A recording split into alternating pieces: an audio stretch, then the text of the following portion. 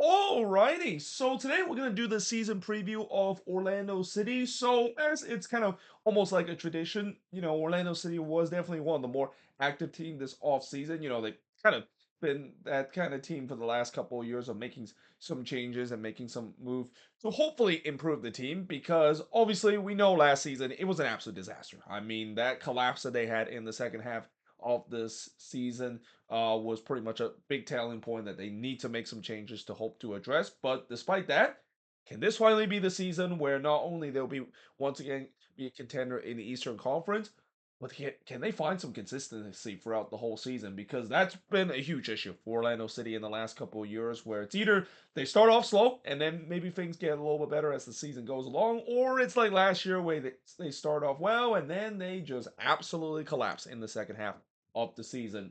So, speaking of last season, they finished with 14, 11, and 9 record and finished with 53 points, but they were eliminated by the Chicago Fire in the playing round, and everyone saw that coming. I mean, even Orlando City fans saw that coming as well with the way that they were just in a total free fall in the second half of the season, heading into playoffs with no momentum whatsoever. That looked like a team that is not just backing their way into the playoffs, but probably already in see you next season mode, despite the fact that they somehow made it in to the playoffs. I mean, it got so bad the fact that they dropped like a stone in the second half of the season to the ninth spot in the East. I mean, they were literally the last team in when you look at where they are in the standings. Of course, their last playoff appearance is 2025, and after the New York Red Bulls at their playoff streak comes to an end, Orlando City actually now owns the record of the longest active playoff streak out of any MLS team. A record that might not necessarily always be a good thing as well because, as I said, the New York Red Bulls hold that previous record and they have yet to win an MLS Cup. And that's the same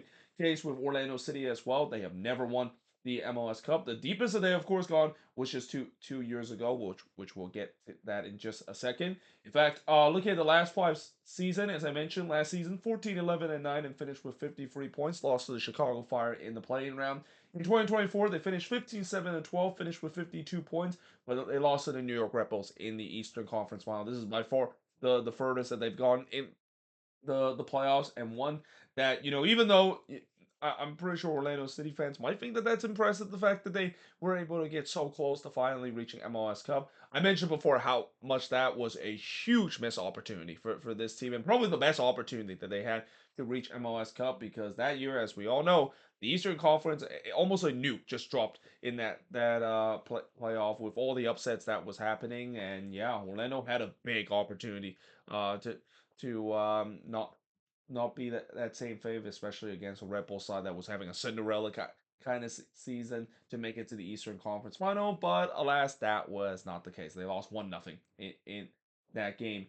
In 2023, they finished 11, 10, and 13 and finished with 43 points. They lost to the Columbus Crew in the second round. In 2022, they finished 14, 6, and 14 and finished with 48 points, but lost to Montreal in the first round. And then in 2021, they finished 13, 12, and 9 and finished with 51 points, but they lost to Nashville SC in the first round. So, one thing about this Orlando City side, yes, I know they have pretty much made the playoffs every single year in charge or every single year that Oscar has in charge of this team, but there's been a lot of early exit, and that before it felt like maybe that's just kind of a baby step of them finally getting that playoff experience. After we mentioned this team prior to 2020 when Oscar Pereira before he took over this team was an absolute disaster in the Eastern Conference. It took them 5 seasons before they finally made it to the playoffs, and it's kind of interesting that ever since that they have not missed the playoffs because of it. Now, looking at some of the transfer that they, of course, made, they brought in a very talented young prospect, Brazilian forward in Thiago. That might be even challenging for that number 9 spot alongside with Duncan McGuire. They also got Luis Otavio, Aigo Todoro, might be a guy that could be slot into to that back line as well. They also got Brian Ojeda from RSL, might be a guy that will slot into the role that says Arujo once hold for this team. Then they also got a new goalkeeper as well in Maxime Crepeau, though they were really chasing to get Carlos Cornell throughout the entire season, and obviously that didn't quite work out. So this is kind of like their backup plan of getting Maxime Crepeau in. In the Super Draft, they drafted Nolan Miller and Harvey Surratt as the two super draft player. Now, looking at players that's no longer on this team, there are definitely some notable players that's no longer on this team. The biggest one, it's got to be Alex Freeman. So obviously, Alex Freeman, we've been hearing about all the transfer talk and all the big offer that he's been getting overseas, and yeah, finally it seems like it's like that talk has kind of come to an end with the way that I think it was Villarreal, the team that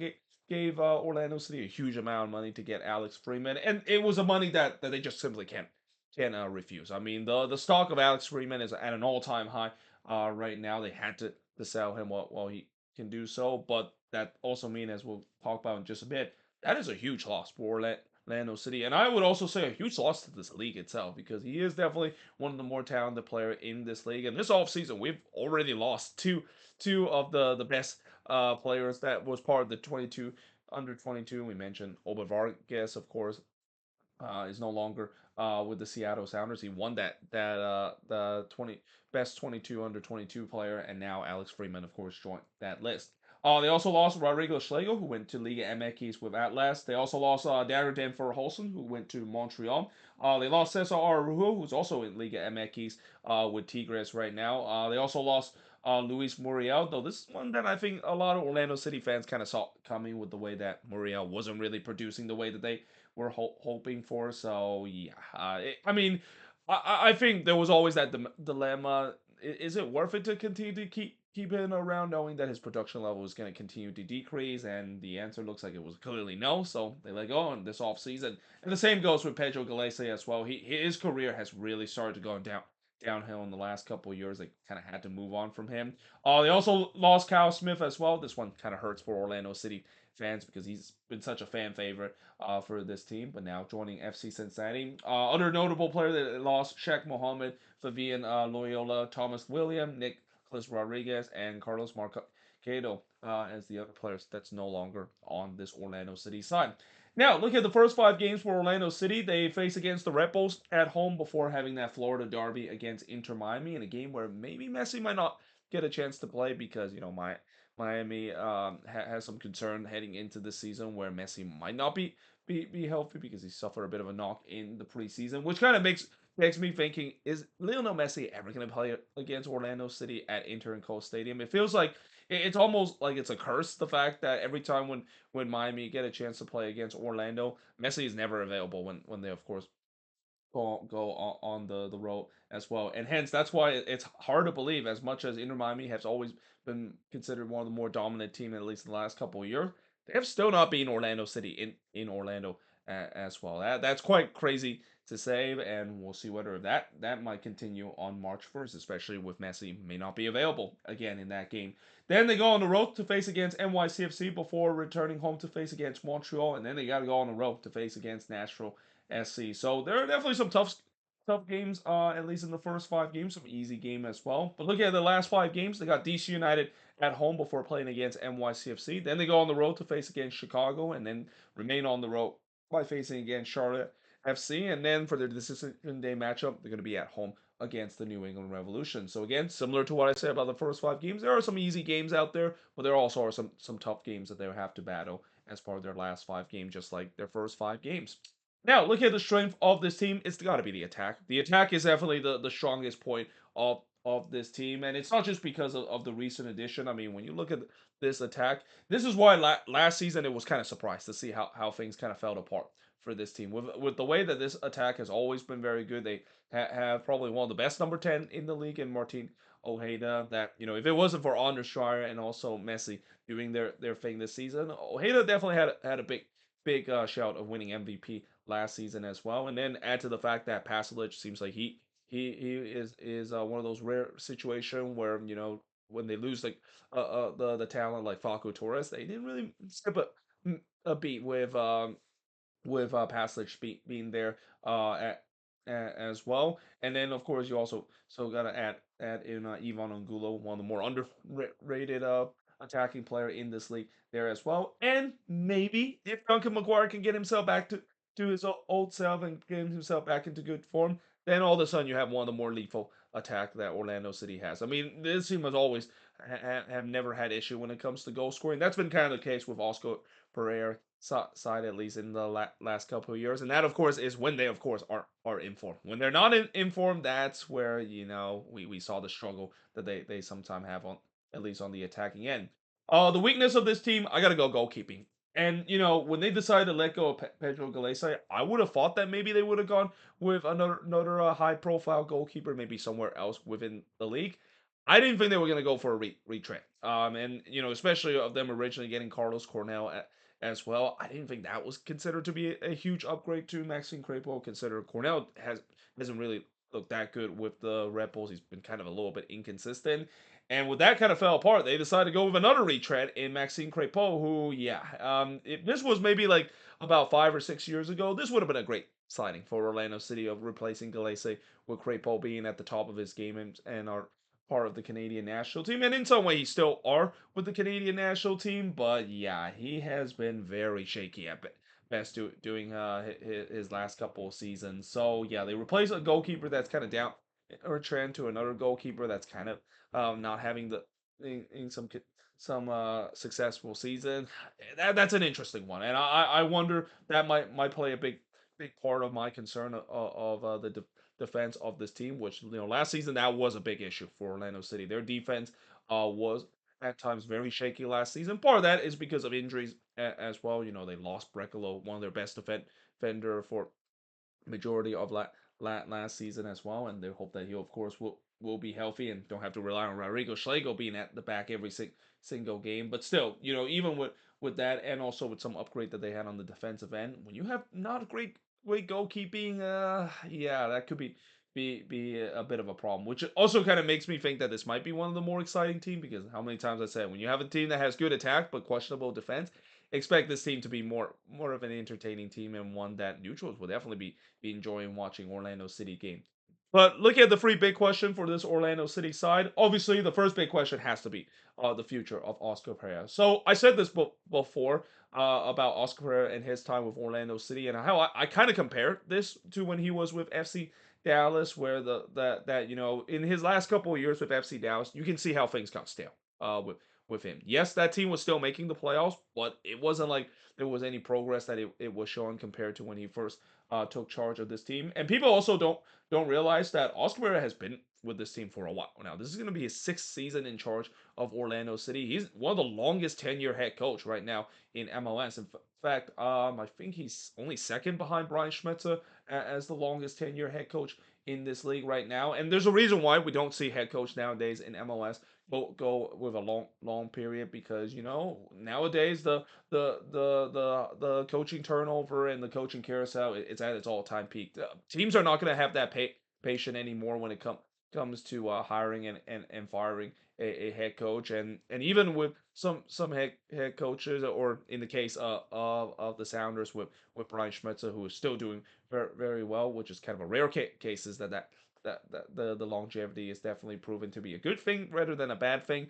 But anytime when you decide to keep a head coach for a very long period of time, you can see that they are definitely starting to head into decline as well, and that the expiration date was way past. A great example has to be with Peter Remise with Sporting KC. We kind of knew that his expiration date was way past with Sporting KC, and I think last season they kind of finally admitted that we need to let go of him. This is clearly not working whatsoever, and I wonder if this is going to be the same case with Oscar Pereira as well. The fact that it feels like we're seeing the same situation that is the reason why Dallas let go of Pereira a couple of years ago because he kind of eventually got stale. They need to move into a new direction, and I expect his seat is definitely going to be very hot this season. Probably one of the hotter ones, especially with all the expectation that this team has in terms of trying to get themselves back to being one of the contender in the Eastern Conference.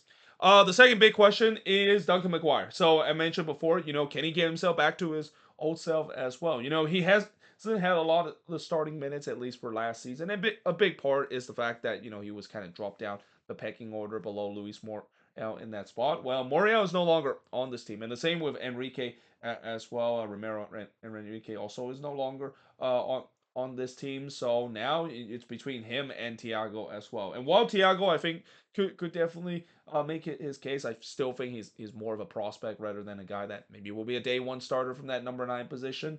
But still, I think that also kind of gives now put pressure on Duncan McGuire. The fact that can he get himself back to his old self, and most importantly, can he at least stay healthy for a whole season?